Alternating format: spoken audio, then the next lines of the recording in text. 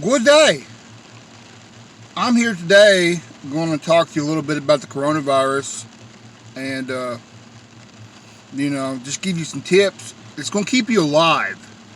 Bottom line, it's going to keep you alive because what are you going to do when the B-52s start dropping incendiary bombs on your city?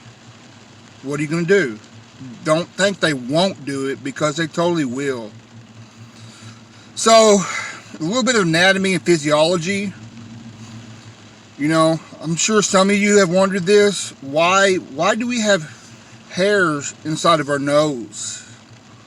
Well, there's actually a good function behind the hairs in your nose, and they do serve a good purpose. When you breathe in stuff,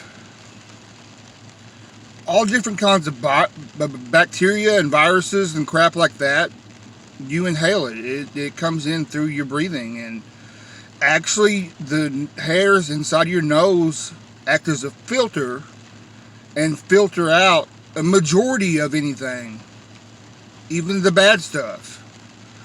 But anyways, when they start bombing our cities, which they undoubtedly will,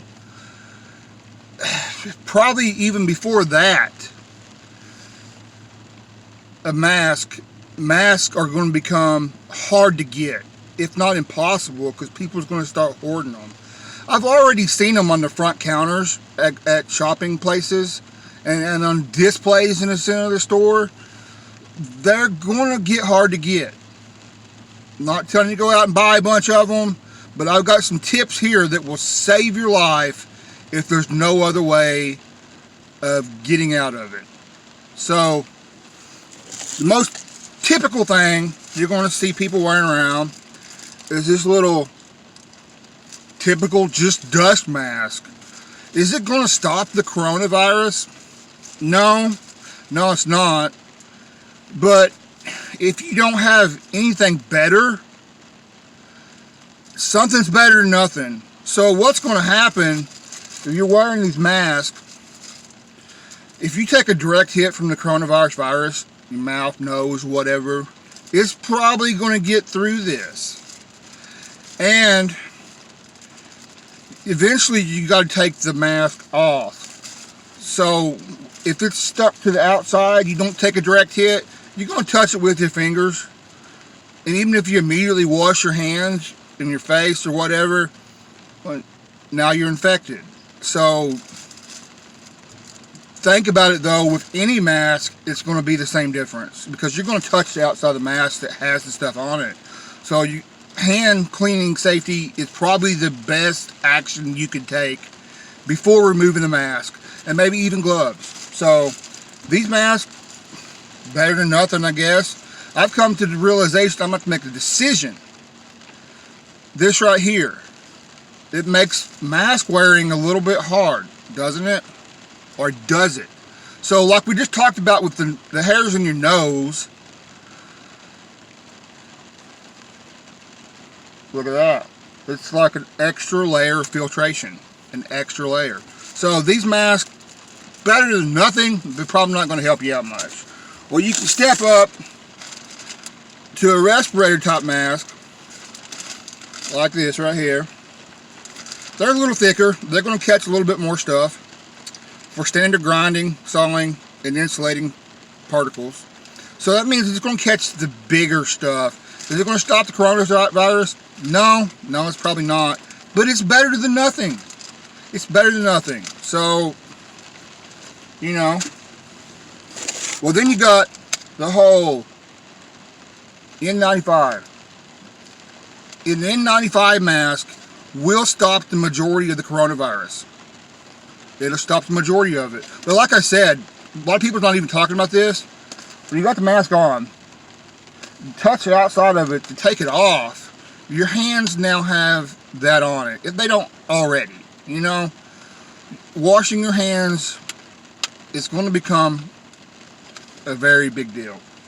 So that's 3 different types of mask, short of a full face respirator, which would probably be the best thing you could do. But here's what's going to save your life. So if you think outside the box, you can't buy a mask anywhere. They're bombing cities, so something's better than nothing. Is that going to do any good? No, but it's better than nothing. It's better than, and what, so most every household in America has these items. These can save your life. So a standard coffee filter, right? Think about it. Put a coffee filter, we'll do this first, and a rubber band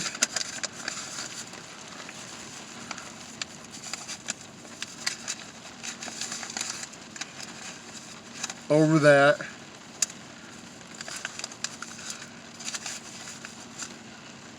Do another one down here in the bottom.